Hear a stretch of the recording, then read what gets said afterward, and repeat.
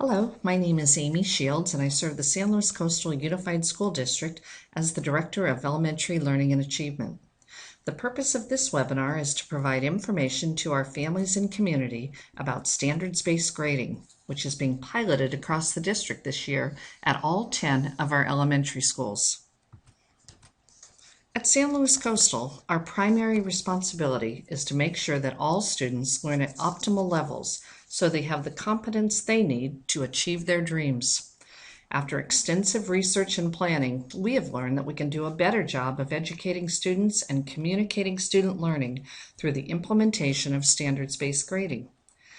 This will provide a framework to communicate what each student has learned, what they know, and are able to do. So let's take a look at the difference between traditional and standards-based grading. In traditional grading, teachers would use A through F grades or a plus, check, and minus. They would give a variety of assignments that would each be given a grade. At the end of the trimester, the scores were averaged to determine one grade for each subject. Factors including participation, completion of homework, and effort may have been included in the grade as well. Grading varied from class to class, teacher to teacher, and school to school. The problem was the grade did not necessarily reflect what skills and concepts the student had mastered, leaving parents unclear about how to support their child at home. In standards-based grading, each subject is divided into important skills or standards. Grading by the teacher is based on the student's mastery of the skills, no matter what school the child attends. Standards-based grading will make our grading more specific, accurate, fair, and timely. Specific because they are based on attainment of standards, and the work of teaching and learning will be focused and aligned to these standards. Accurate because student performance will be measured on mastery, not based on a curve or compared to performance of other students. Non-academic factors such as effort or participation will not be counted in the academic grade. Fair because teachers have determined clear, common, and agreed upon standards to be used district-wide. And ultimately, standards-based grading is more timely and supportive of student learning. We need to provide students timely feedback and many opportunities for academic practice so that at the end of a unit or grading period, students have had enough support in the learning process that they can show evidence of their learning. This slide shows just the reading portion of the report card that we have been using for the last several years. As you can see on this second grade example, there is not much specific information here about what the student is expected to learn. This is a sample of our new second grade report card with specific reporting standards that describe student learning and reading.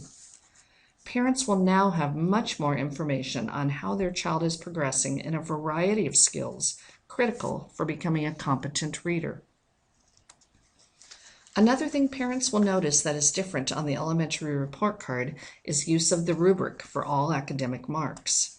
It is important to note that the marks are not aligned to letter grades, so a 4 does not equal an A, a 3 does not equal a B, and so forth. Because our academic standards in San Luis Coastal are rigorous, the mark of a 3 represents a high level of achievement and is the goal for each student. Some students will consistently and independently demonstrate learning beyond grade level standard, and some students will need continued work in order to meet grade level standards. As parents and guardians, this report card will provide you with more information about which specific standard will require more learning on the part of your student. The third difference you will notice is student behaviors that support learning. These behaviors are critical for student success and include how students think, communicate, and work, both independently and collaboratively.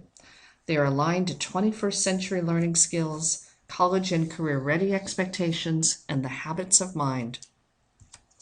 Students will be assessed based on if they are consistently, usually, sometimes, or not yet demonstrating these behaviors that support learning. Research tells us that when standards-based grading is used, there is an increased focus on student learning and attainment of standards. When we provide better information about what students have learned, we're doing a better job supporting our students in pursuing and achieving their dreams.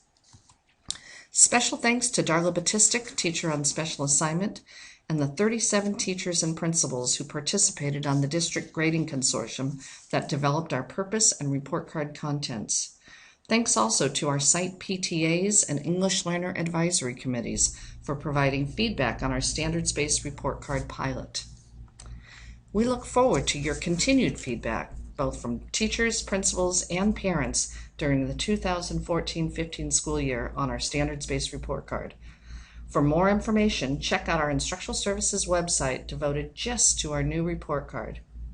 Thank you for being partners with us as we work on our shared goal of bringing our district mission alive for your child.